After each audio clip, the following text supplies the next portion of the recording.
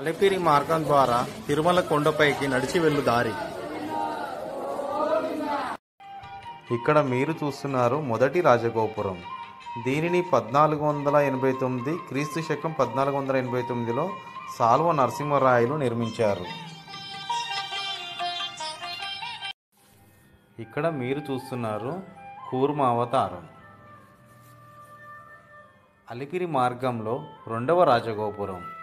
దీనిని మైసూర్ రాజగోపురంగా పిలుస్తారు. రెండవ రాజగోపురం దాటగానే మీకు వరాహావతార రూపంలో శ్రీ మహావిష్ణువు దర్శనమిస్తారు.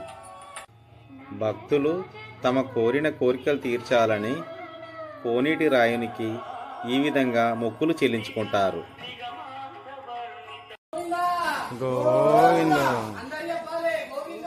గోవింద గోవింద. మార్గ మధ్యంలో పిల్లలు పెద్దలకు ఇష్టమైన తినుబండారాలు, అలాగే సేద తీరడానికి ఎనర్జీ డ్రింక్స్ కూడా ఈ విధంగా లభిస్తాయి. కాస్త ఎనర్జీ డ్రింక్స్తో సేద తీరి మళ్ళీ నడక ప్రారంభించవచ్చు. ఇక్కడ మీరు చూస్తున్నారు నరసింహ అవతారం. నరసింహ అవతారం దాటగానే మీకు శ్రీ మహావిష్ణువు వామన అవతార రూపంలో దర్శనమిస్తారు. అలిపిరి మార్గంలో మూడవ గోపురం గాలిగోపురం.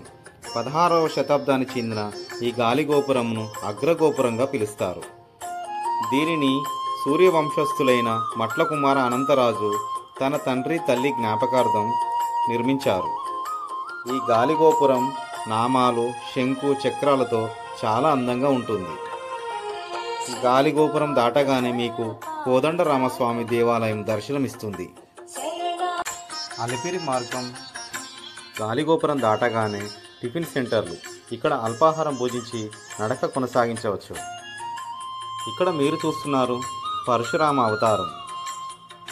మార్గ మధ్యంలో అలసిపోకుండా ఉండడానికి, సేద తీరడానికి కుండ మజ్జిగ.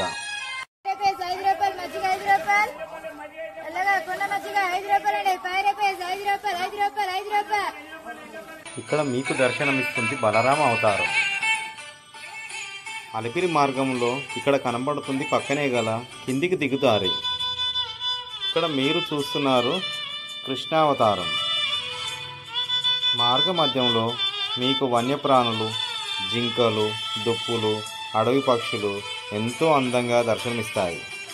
వీటిని చూస్తూ మనసు, శరీరం కాస్త ఆహ్లాదపరుచుకొని మళ్ళీ మన ప్రయాణం సాగించవచ్చు.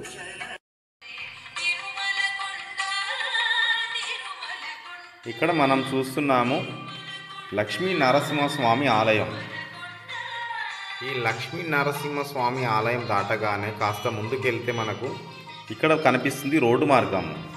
ఈ రోడ్డు మార్గము తిరుమల కొండపై నుండి క్రింద తిరుపతికి వెళ్ళు దారి. ఈ మార్గం ద్వారా మనం కొద్ది దూరం నడిచి ముందుకు వెళ్ళగానే మనకు కనిపిస్తుంది చూడండి, ఇక్కడ మోకాలిమిట్ట గోపురం.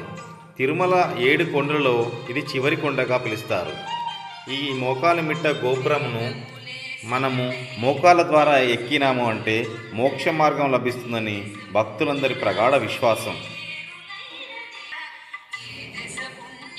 చూశారు కదండి, ప్రతి ఒక్కరూ మోకాల ద్వారా ఎంతో కొంత దూరం ఎక్కాలని, ఆ 7 కొండల వాడిని చేరుకోవాలని ఎంతో ఆశగా ఇక్కడికి వచ్చారు.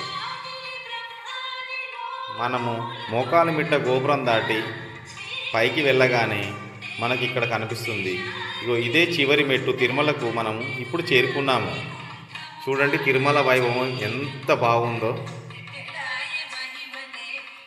తిరుమల చేరుకున్నామండి. తిరుమల కొండపైన ప్రకృతి మనం ఎంత ఆహ్లాదకరంగా ఉందో చూడండి.